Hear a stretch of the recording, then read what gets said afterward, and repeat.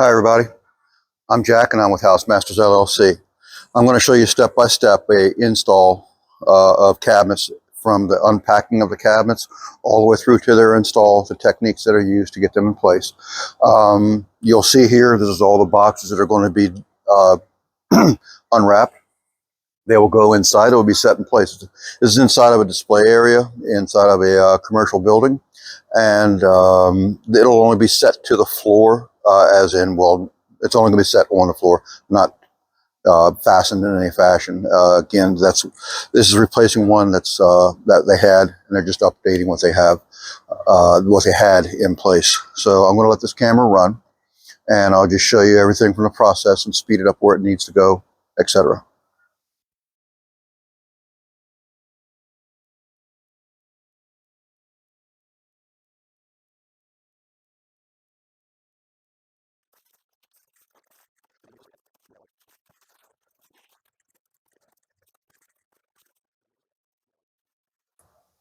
Again, get these out of here. These are a finished face. I do not want them damaged anyway.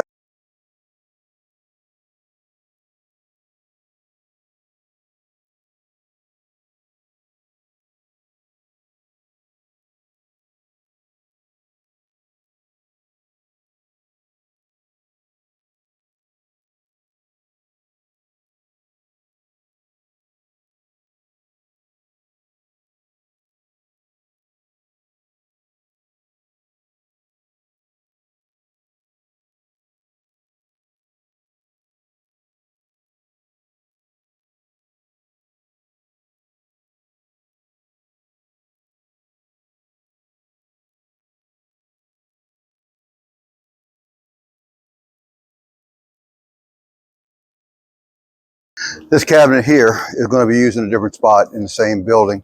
I'm just using it as a work base right now, at least for here on. The other ones I got inside the building already. I'm going to take these boxes and get them unpacked the rest of the way.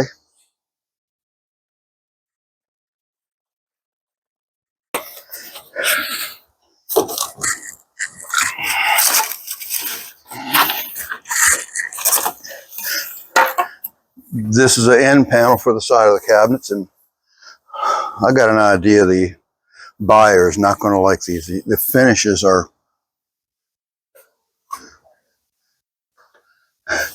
this type of stuff shouldn't go on. It's like they left some glue on. A glue drip was there and it never got sanded off the rest of the way. So this would most likely be rejected, but I'll let the client know that one.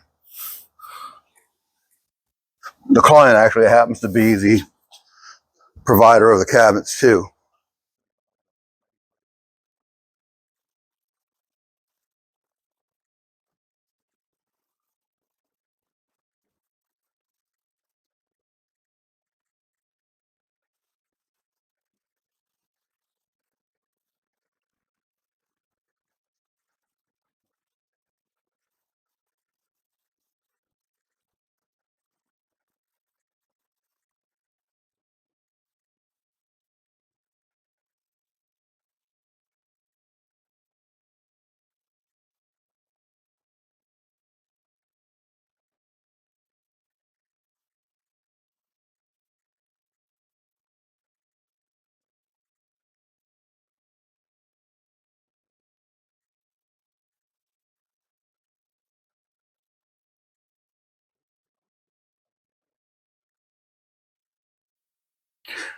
All right, gotten everything brought in from the outside.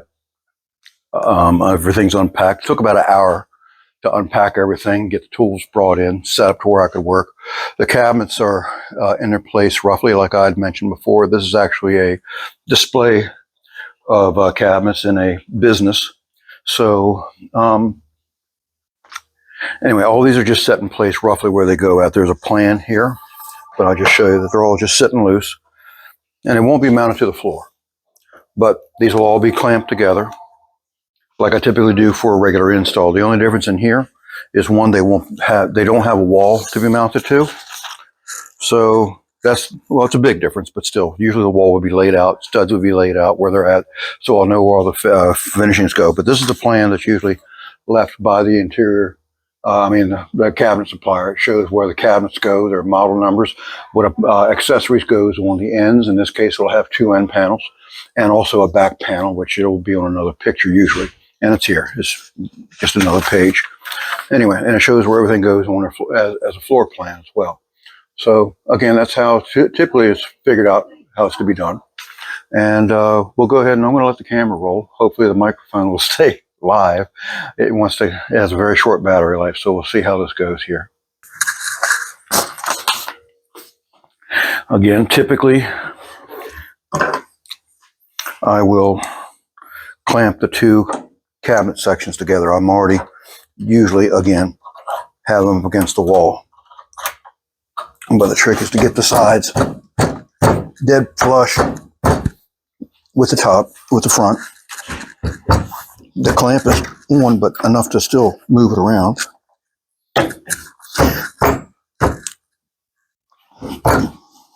And fortunately, the floor is flat. It's not giving me any grief about how the cabinets come together.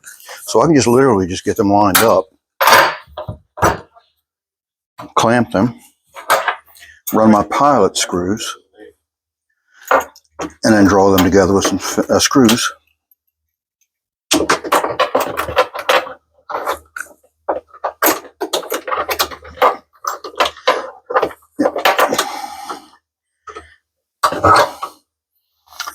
And usually where I choose to put my screws at are on the, I'm going to call it the blind side of anything. In this case, I've got the drawer banks here, and the drawers are always inside the carcass. Carcass is the cabinet box itself, the basic box. The cabinet is the drawers, everything, but the carcass is just a box all by itself. Anyway, because this is a plywood box and not particle board, I can take the screws directly into the material and screw these together.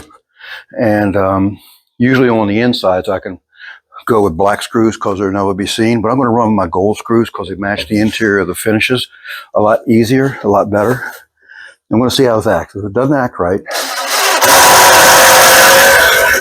and it does, as I was expecting to with plywood.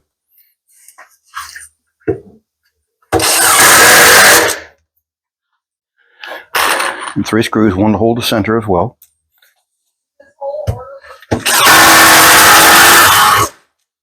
That's working very well. And I'm going to put a couple in the back so the back doesn't spread apart either.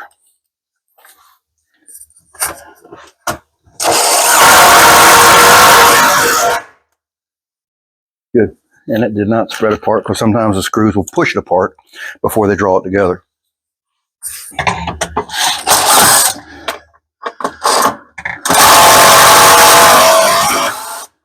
I broke that screw. And sometimes that'll happen. When the material's tough enough, it'll actually wring the screw heads off. I'm going to run another one. And I should have that. Now I'm just going to take the clamps off and simply move them to the other side and do the same thing over again.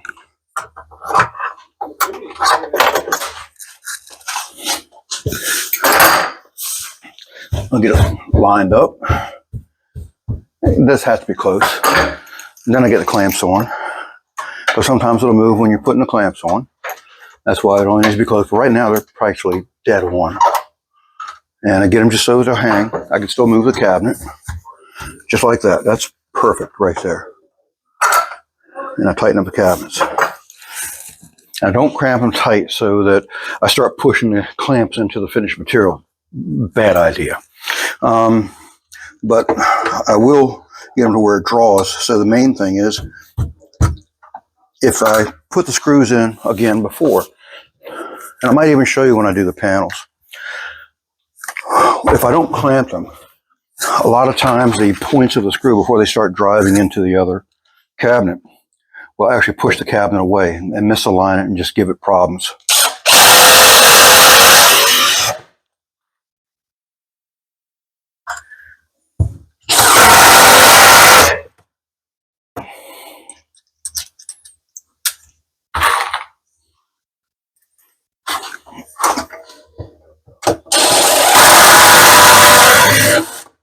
broke too. Just the little, I'll show you that one.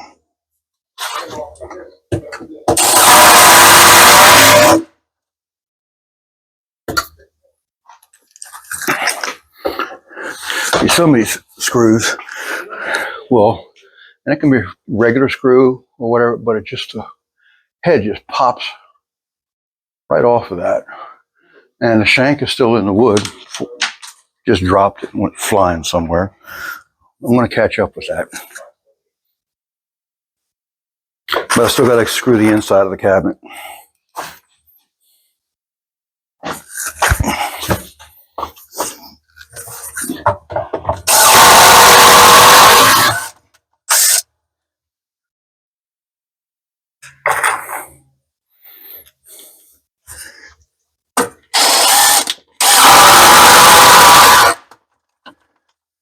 Okay, it's done. Remove the clamps and get ready for the side panels.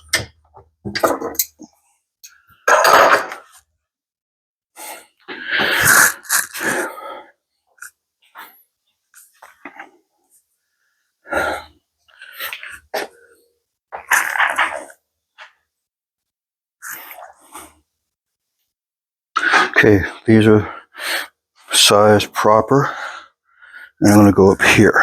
Okay, now these, I'm going to have to find some scrap blocks because these panels here, I don't want to wind up putting the clamps directly onto the face because this is a profiled edge with a bevel. And because it's got that bevel here, it's not going to, the clamp's not going to take kindly to how it's going to match up with that bevel. So I'm going to add a block of wood over top of this so the clamp hits the block of wood, not this bevel piece, which will wind up leaving a big dent. So that's what I'm going to do with this.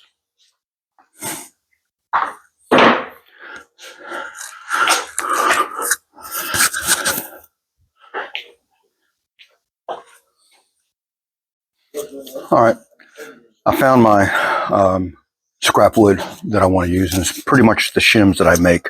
And I make these myself on my table saw.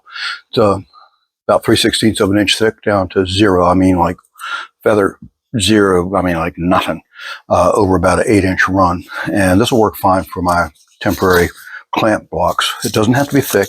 It just has to be something to help protect that surface where the clamp's going.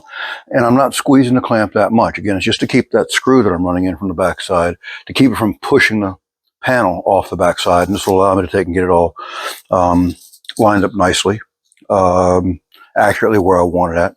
So I'm going to carry on.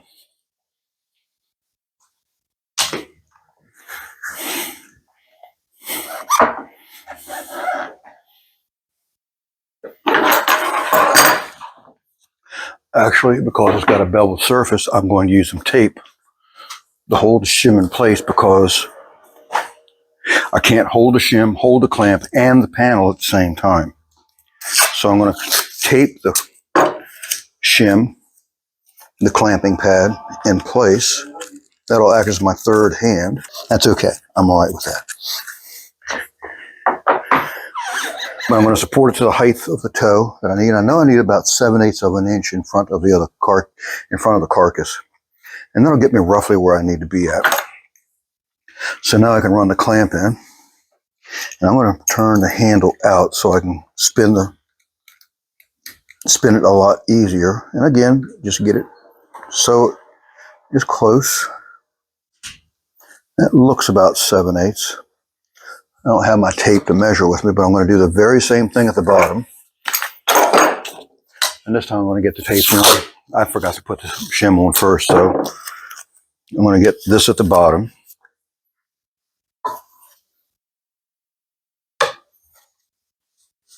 And that'll hold that there until I get the clamp on.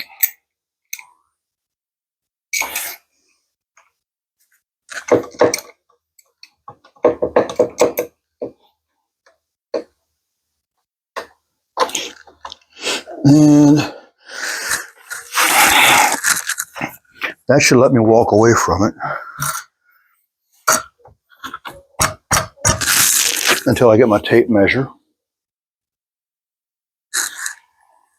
Okay, I got my tape, and I'm going to measure the front edge, and I see it's a large 7/8, but I also have the back where a back panel goes on. That's 3/4, so I'm going to have to divvy that up and get that a nice accurate number also all the way through.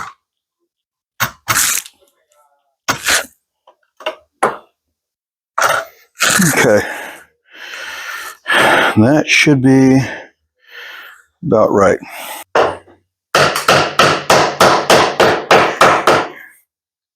Only because there was a staple sticking out from the supplier, from the manufacturer. There's actually another one here too. Staples weren't driven in far enough, and I don't want them to hold the back panel off, because with the staples sticking out, the back panel will not go tight to the cabinet. If it was up against the wall and there was drywall, but this is actually set up like, matter of fact, this is set up, this is an island cabinet. It has a finished back, finished sides, and then the drawers out. So typically when the countertops are set, it'll have an overhang on the back side here, so that you can pull chairs up and sit on this side of the island while the workstation, the oven, other things in the kitchen are over there. And this is the serving side where you can set up and have somebody eat on this side. Pull it up like a bar situation.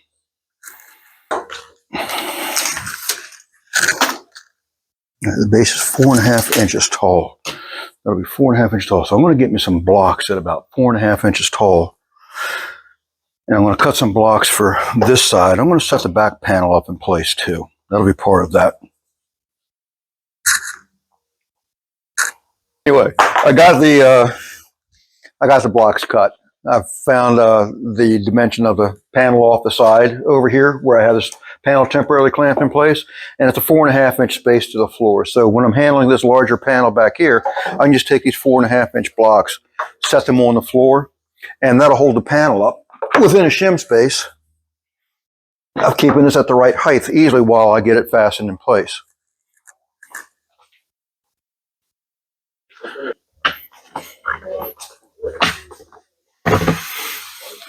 And sometimes things happen when they're shipped, made, all the above. So it's always good to give your panel a nice once-over inspection, just to make sure that the best side is out, because sometimes nicks happen.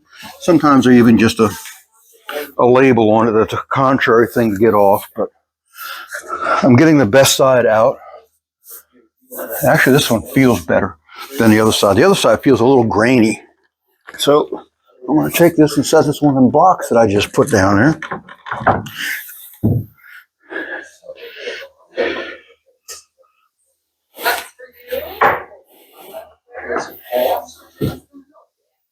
And get it centered up.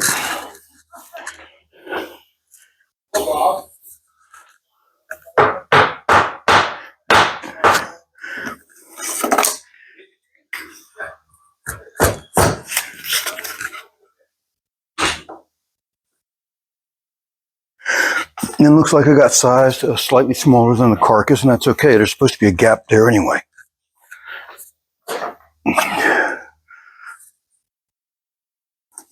Just getting that centered up on the back of that.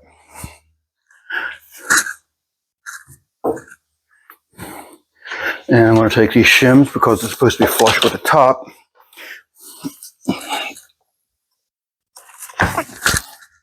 There you go.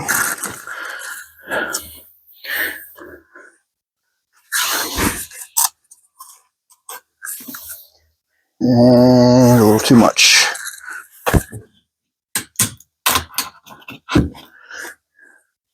That's good stuff right there.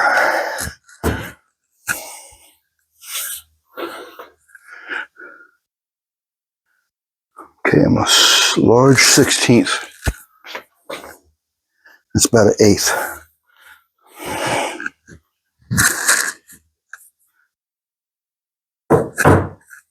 Too much. No, that's not bad. No, that is good. I got the panel in place here, and I got it properly spaced all the way around. I got about an 1/8 of an inch gap from the left and to the right, and that'll give me a good gap where the two panels on either side meet. But I'm going to need help to hold this panel in place, pushing it tight, while I go on the inside and run screws from the inside so this doesn't get pushed off out of whack. So I don't know how I'd be able to do this on a job site without having help, but this is my help here for the day, and we're going to go and make some noise inside these cabinets. I'm going to go ahead and start on that one upper corner over there. I'm going to see if it's going to act like if I might need to pilot this. Did it draw it back tight? It's not drawn back yet. Is it tight now? There's like 16. Okay. There, okay. See, that's what I was talking about, being able to clamp, like I clamp these in place here. That keeps that screw from pushing these apart. But because I can't put a clamp in the back, now it wants to push the cabinets, push the panel away from the cabinet. It takes a second set of eyes, literally, to pull the trigger enough to get that to draw back. So we're going to do the same thing on the other side.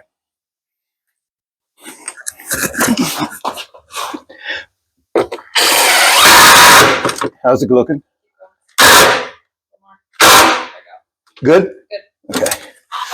Now, if I ran a pilot on the inside and it didn't grab the wood inside the cabinet and only grab the wood of the panel itself, it would readily draw a lot easier. But since these are, I would do that with particle board, but with a plywood cabinet, it gives me a little bit of more of a grace.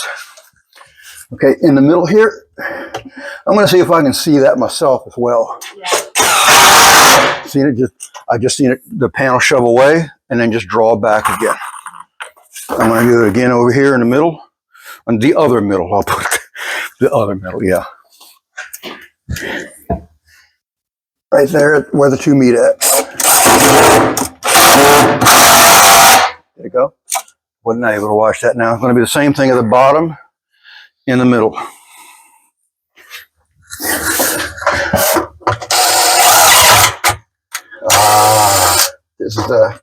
That's where the 1/4 inch material is. So I got to drop it down a little bit more. Okay, it's going to be over here on this side. So watch it push out and then come back in, and just let me know when it stops coming back in.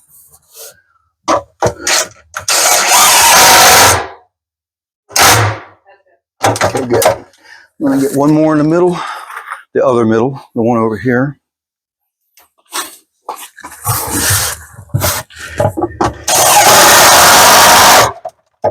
Did that do its deal?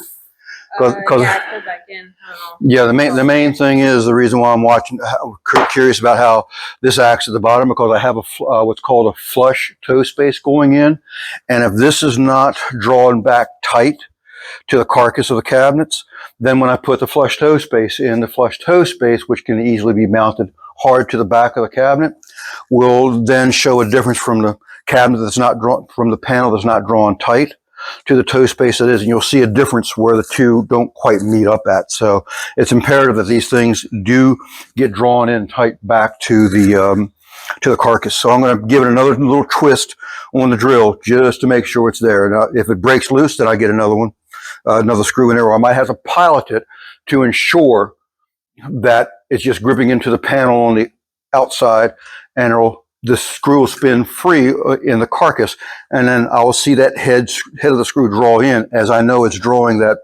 panel back tight to the carcass over the other side where I can't see it. That's the way I can tell from the inside of the cabinet what it's doing. But I'm going to try this first.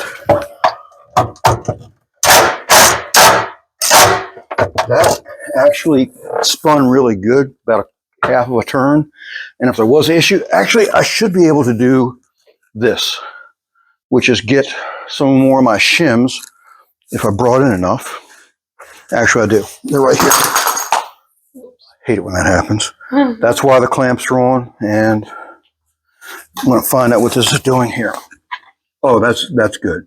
That's good stuff. All right. Now that I got the panel in place, now I actually have a ready reference point to finish putting these panels in place. And a handy dandy support block, so it doesn't do that stupid stuff again like it just did. Again, bring it up, Clamp just enough to hold it, dead flush, and back at about 7. Oh, now I got that panel back there. Once I center that up, that should be good there. You got it down there, sir? Okay. I'm going to get this clamp here, and then we're going to screw the front and then the back. Okay, that's where we needed to be at. I'm going to double check myself right there, sight it. That's looking good. And I'm going to check my numbers. Just always check, double check, cross reference, double check, check again, measure again. Always make sure that everything jives, because if you find out that there's a discrepancy someplace, because there's something going wrong in another place. So always verify every step that you do.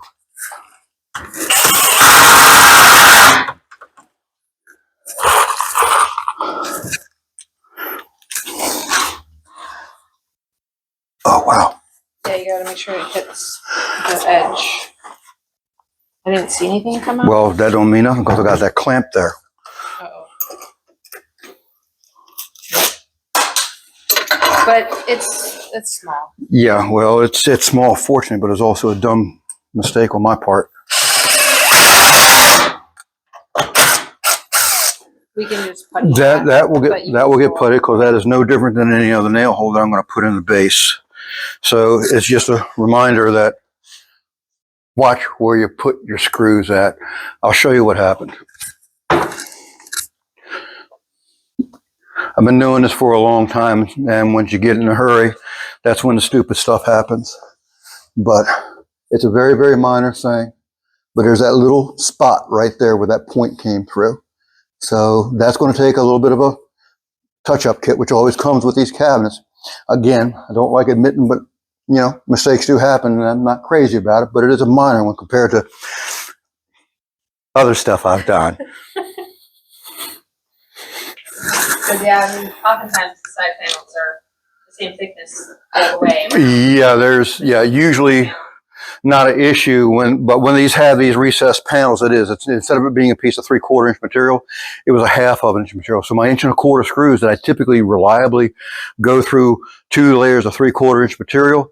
Well, when it hit that 1/2 inch piece, that's the total of the 1 1/4 combined, and that screw point just did what it did. So live and learn. I'm going to go ahead and crawl inside and do more of the same thing. No, I'm not going to do more of the same thing. I'm going to go through the thick part of the cabinet and not have that happen. Do you want to clamp again? I'm going to need you to push on that one side. Oh, but I need to get the one screw in the bottom down here in the middle of this one. Because I always put a screw in the center in the back in case wood wants to move and bow away. And in the back corner, I'm going to angle them so they favor the outside corner. And if I can get you to put your toe or press up against that back corner down low.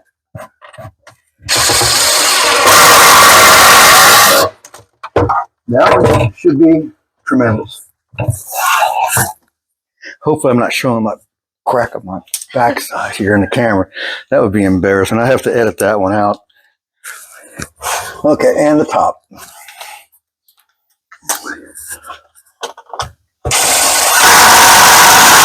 Did I do it? Good. All right, now, almost simplicity in itself now. Remove all shims, remove all clamps, move everything to the other side. Check my microphone, see if it's still working. Son of a gun, I still got a green light. Fancy that. Okay. Shims, blocks, and get that other panel from wherever I have, behind that door over there.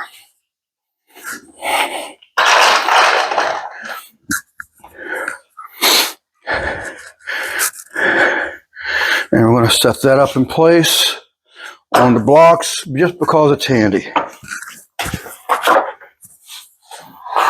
There you go. And get it brought over where it belongs. Now these blocks are a little too tall. Now it's curious how that works out. But even real-time situations that where the blocks fit over on that side don't mean it's going to fit over here on this side. And I could probably get away with it by leaving it to where it's at, but because I'm the type of person that I am going to cut them down again to get them flush with the top here.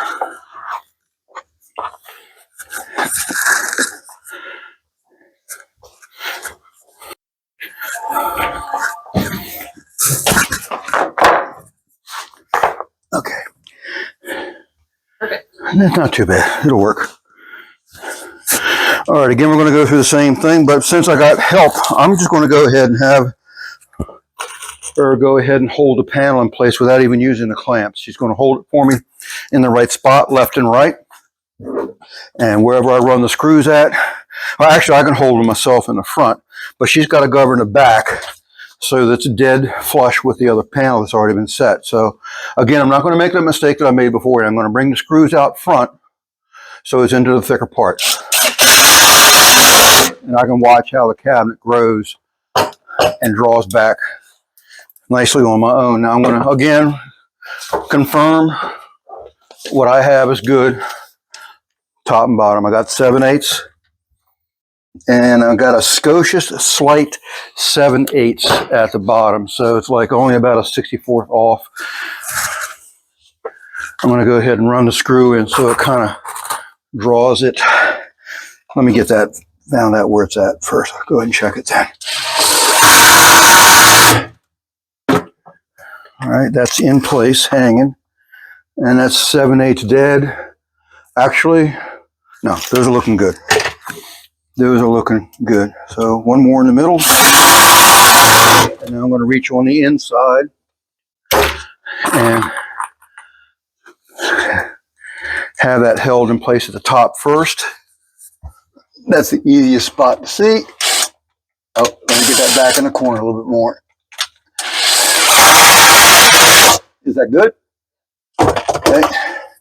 One down at the bottom. Now, I noticed that when I was putting that panel in place in the back, that the carcass was not reading even all the way through. So I want this gap. So it's almost large at the bottom there. This will get pushed in. Yeah, see, this is good at the top, and it looks like it'll, yeah, see, it's going to push in a little bit more. So what I'm going to do is put a shim in there, just like so. Press it in really good. Yeah, see, now that's going to keep that gap even all the way through. Now I'll go ahead and run that screw in. Because I noticed that when I was putting that panel on at the back of the carcass, just simply, whatever reason, wasn't quite following it exactly. And I'm talking like, you know, not even 1/16 of an inch, but when you're dealing with a gap that's only 1/8 of an inch over 3 foot, and it changes mildly even, that gap reads just differently from top to bottom. So adding a shim in this point right here won't make a hill of beans on anything except for make that gap look good. All right, I'm going to go ahead and put the screw at the bottom. Did that draw in, and is the gap uniform? Okay. I'm sorry? This back panel. Yes, ma'am. Oh, I never got a screw in there. I just so happen to be there right now. Fancy that. Yeah, got the other side in the middle, but not this one. All right. Screw in the back. I don't like the way that went. I think I'm in that 1/4 inch plywood still. I'm dropping it down a little bit lower.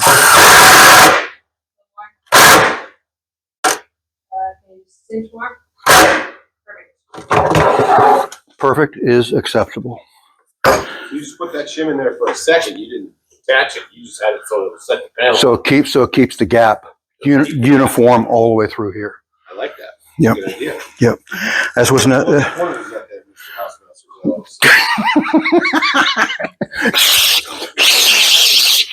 Yeah, that's nice.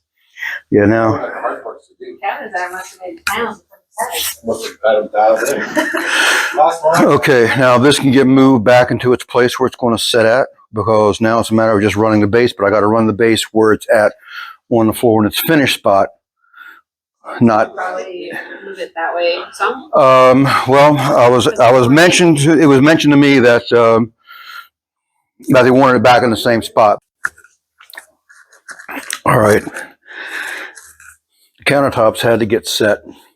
The countertop, that is, had to get set while I had the help, but not much has happened before then, short of laying out where some shims need to go at. What I have here is where I'd taken the shims. I'd seen, well, first of all, I seen the base that goes around the island at the bottom.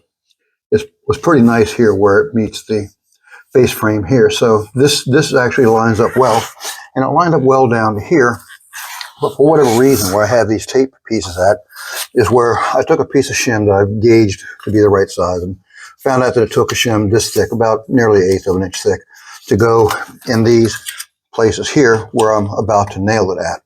So with that going on, that will allow this to come on out where it needs to and be flush all the way around. And actually, I see that shim's a little bit thicker. I'm going to break out another shim and check that again, because for some reason that wants to not do what I need to do. So bear with me while I get that.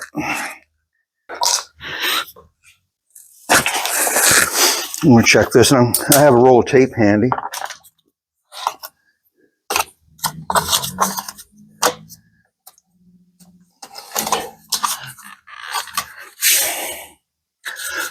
That way I can use the tape to hold these shims in place.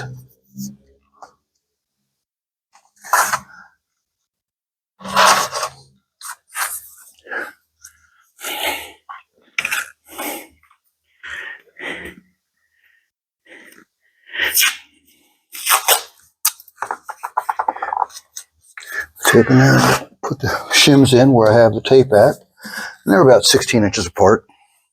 That'll hold them good where I nail it at. It'll span fine.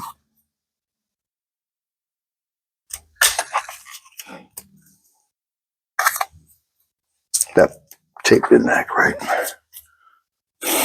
Do this again.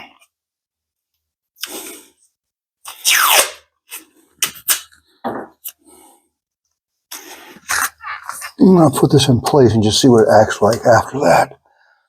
Put that up there for that. And one more. And I don't know why it worked out that way, but I don't need no shims on that end. But I need shims on this end. And you know, that's just the way it goes, because you work with the conditions that you have, and not everything's going to be uniform, even from an industrial factory type arrangement. So now when this goes in, this flushes up very nicely all the way through. I like that. And this gives me a reference to nail where the shims are at. So I'll be able to set this one in place. Let's see. That's curious how that cut's acting. Anyway, we'll get that right.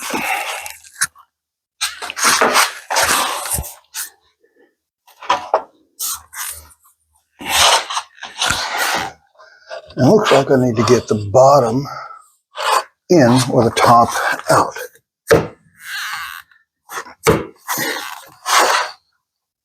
Looks like the top's got to come out.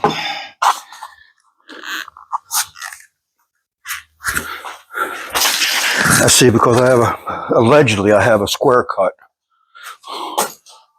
on my mitered corner. And with that mitered corner being square, it should give me a good reference point for what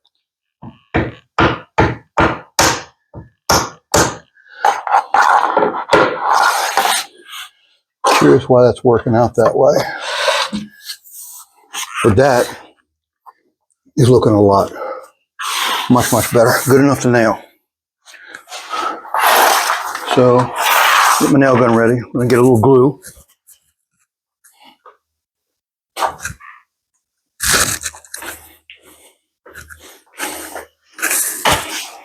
And I'm going to, hopefully this will bump out to where I can grab it. Yep. Make it recoil a little bit.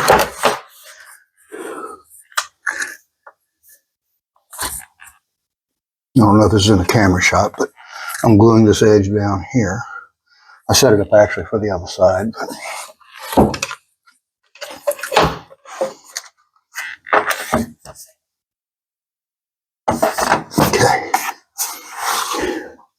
Again, it's looking pretty good there.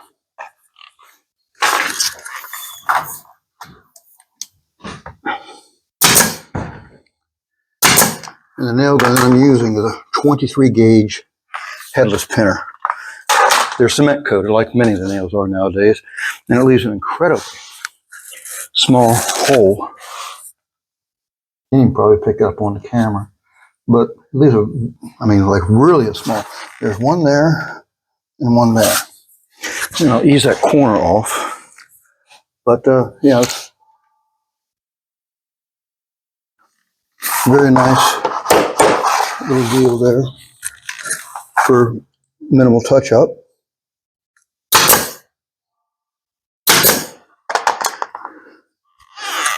That'll work there. So nail this up down the way.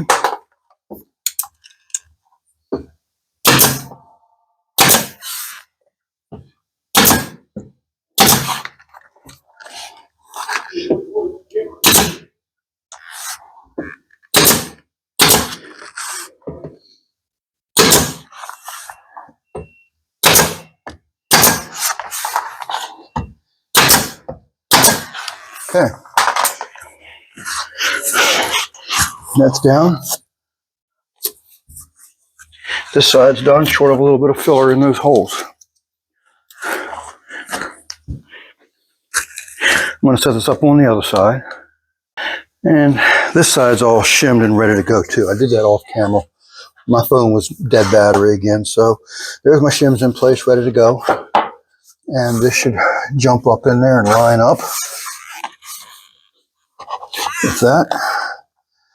And looks like, again, for whatever reason, the tops, I'm going to suspect that my miter might be set on something like a half a degree off or so. I'm going to go outside and check that out. All right, this has been recut.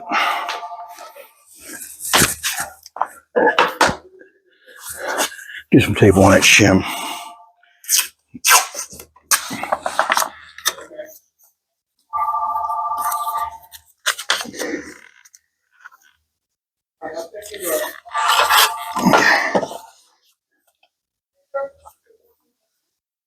Very good.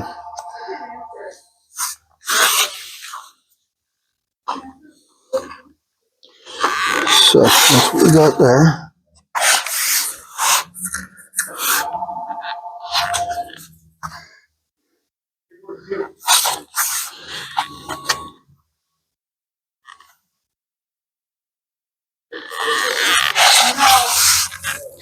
Checking the gap at the door, make sure that this is an even gap across there. It looks really nice.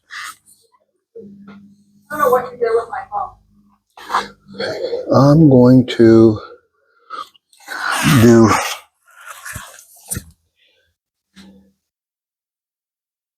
this piece is actually a little short. I'm going to cut a longer piece.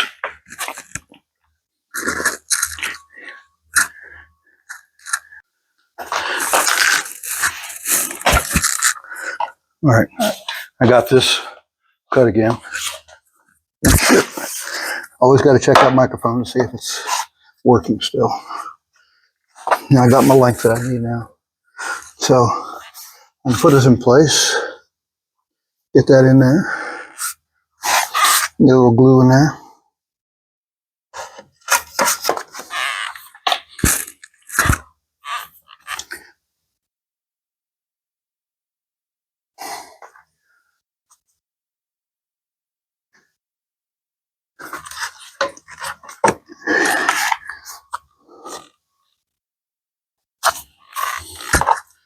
Nail this up.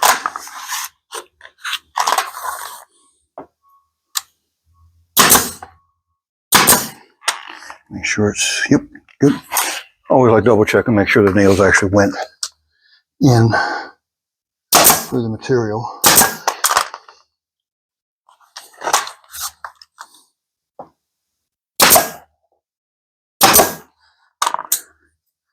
Okay, that'll touch up. Now to cut this piece for length. This should be, Lord willing, the easiest piece to do, since it's in a recessed toe space. I just got to get the miters to line up. All right. And I'm going to give myself a little grace, a little extra length, because I have no problem cutting it twice. So off I go. Okay, we're back. Since these corners are really delicate, I mean, these things want to chip really easy. So anyway, you got to treat any of these with TLC. And I got to adjust that angle some. But it's also the reason why I cut it long. So in case of something's acting wonky, I have room to adjust it still.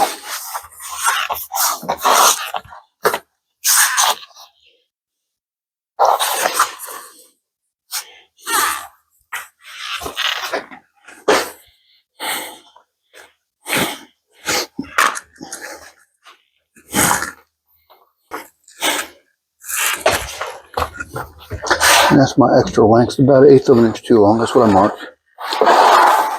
But I'm going to need that to do some adjustment with one of the cuts anyway.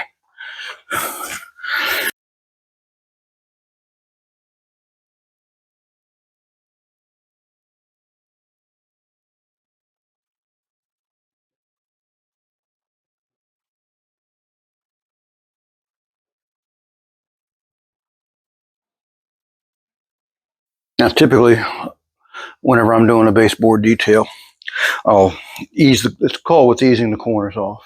And what that does is just takes this very sharp corner that would be on, at least in this occasion, right here. It's a miter cut, but yeah, I know it's a compounding problem. It's really sharp to begin with.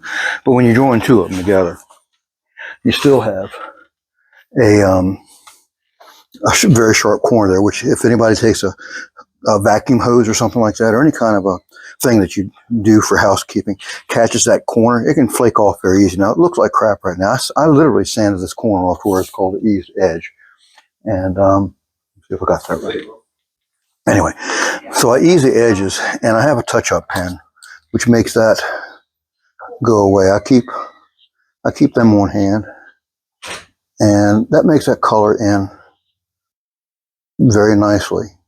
Of course, doing it with the wrong hand and holding the camera at the same time, but all the excess wipes off and pushes it into the grain. So that's how I typically deal with that right there.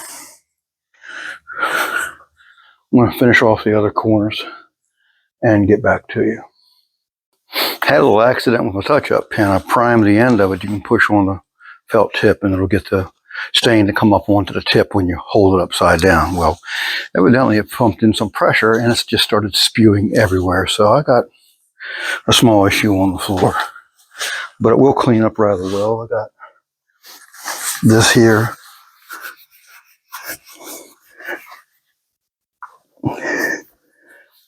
But yeah, there was a lot.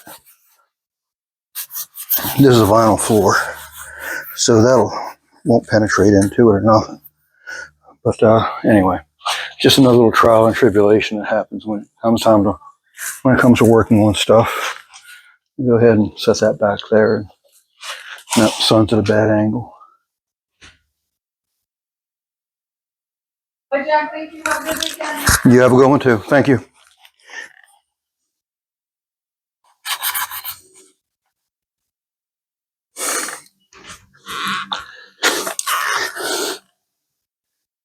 Boy, that really spooged. I'll put it where I want it to go.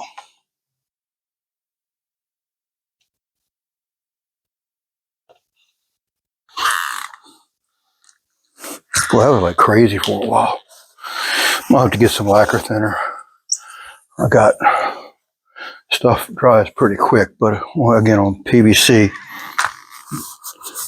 or PVC, the flooring, it doesn't want to soak into that. That was pretty easy. I'm going to go ahead and get my lacquer thinner and clean up a stain that's there.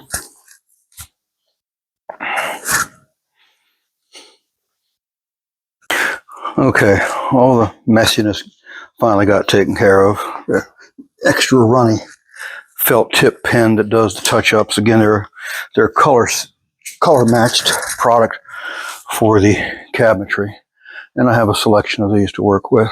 They're very handy to have just in case you want to ease edges and the stain gets sanded off. So it's very handy to have that.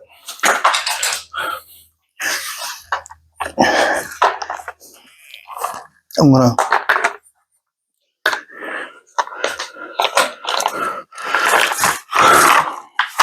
start getting the drawers in place. I already have them situated where I know which one goes where. So it's just a matter with these. Hear them click in and make sure they operate well.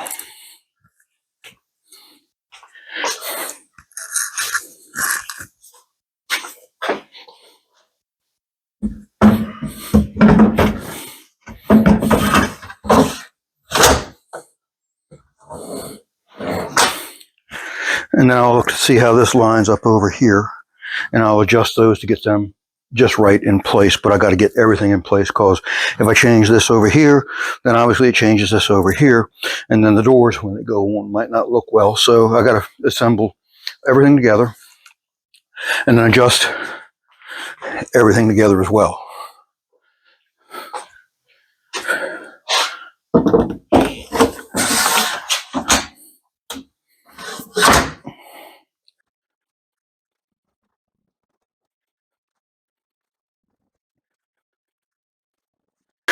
Okay, now it's a matter of getting this center outfitted. In here, this is a set of doors, but they're getting a set of adjustable pullouts of all things, where you can have a pullout mounted, but they're mounted in these holes through special hardware devices to where you can actually remove the drawer and move them up or down using these holes as an incrementation to put your pullouts in. It's kind of a handy feature. And I'm working on that.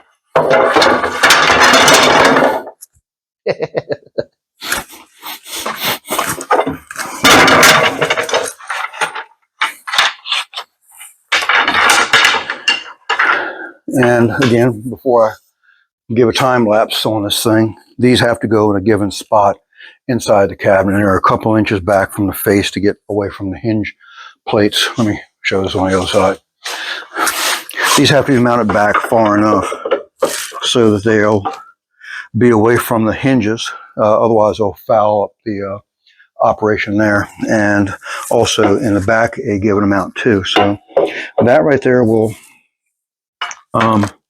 be dependent upon what the hardware guide says on their installation guide. So again, I'm going to go ahead and pause this for a while and then give a little time lapse on it.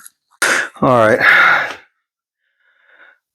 I got all the baseboard touched up as you've seen on the last stretch of video that I ran. And again, I accomplished some stuff off camera, but because it's a lot of trial and error, the pullouts here, they actually came with this, with instructions and stuff, but it wasn't forwarded to me, so I actually had a lot of figuring out to do on my own. But I got it. What I had to do, and I've only gotten one of them in. I still have the other pull-out drawer to install, but these pull-out drawers, again, these are a showroom piece, and it's actually a way to show how pull-out drawers can be put in and made adjustable as well. So what I got is the glides that these are on. I'm going to go ahead and pull this out.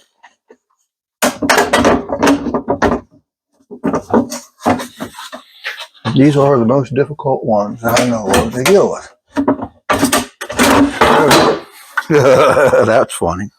Well, I wanted to take them out to show anyway. They have these two rails on the inside that I installed, which is a separate feature. It's something that was ordered and it's custom installed. In this case, it's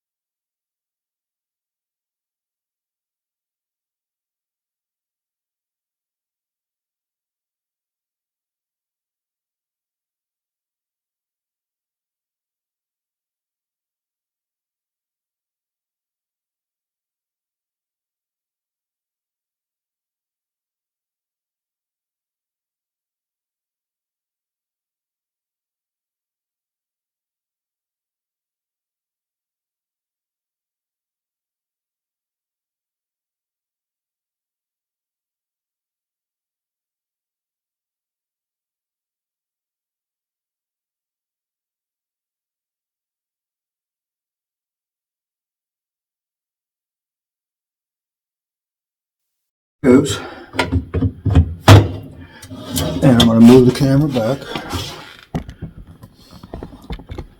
See if I can get this to point down a little bit more. There you go, a little bit better. Anyway, so now this will just simply go in and snap in. And there you go. One soft close pull out.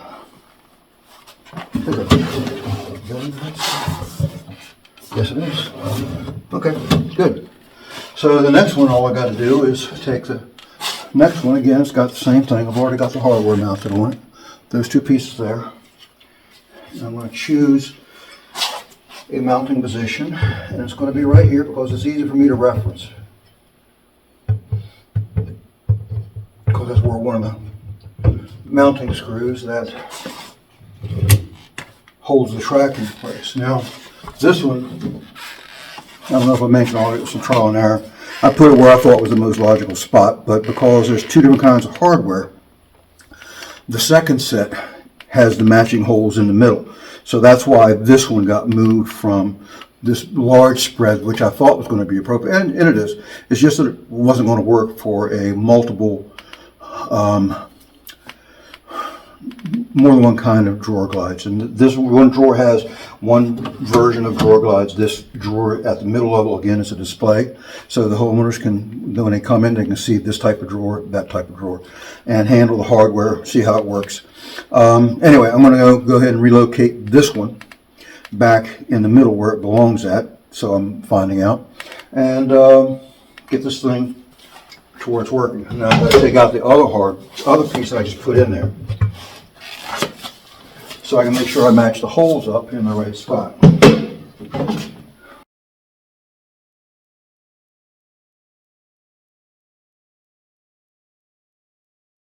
Alright.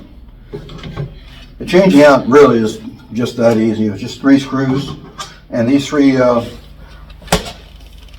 machine screws, there's 3 in this end, 3 in that end. That's going to hold a lot. So again, using my reference point as the mounting screw, this one will just go sliding on in there and click in there. There's supposed to be a third one in here also, but that one didn't come with the drawer glides.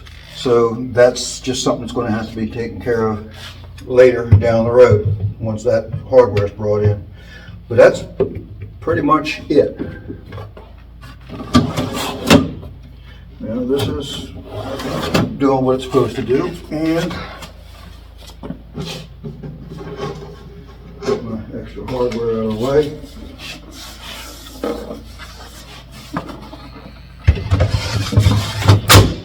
See, now you can see even on this one right here. Again, the showroom, they're showing one type of a drawer edge, gives you a handy pull out, and another type of drawer edge. This one, you can put the drawers right over top of each other because you still have your access. This one, you need to have space over top of it to have your hand, room for the hand to go in to make a way to pull it out. So that's it. That's the install of that. Now I just got to come back and tune up my doors, clean up my mess. The doors over here.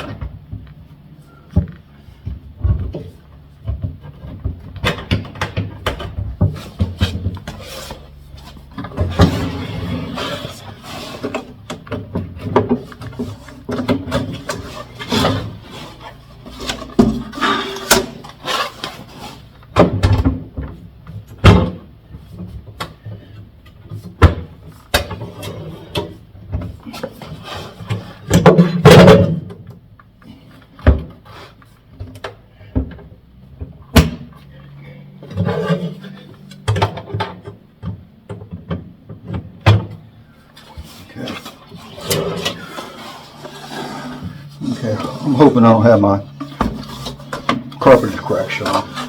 Plumbers have their version, and I'm hoping I haven't shown you my version of it. That would be an embarrassment.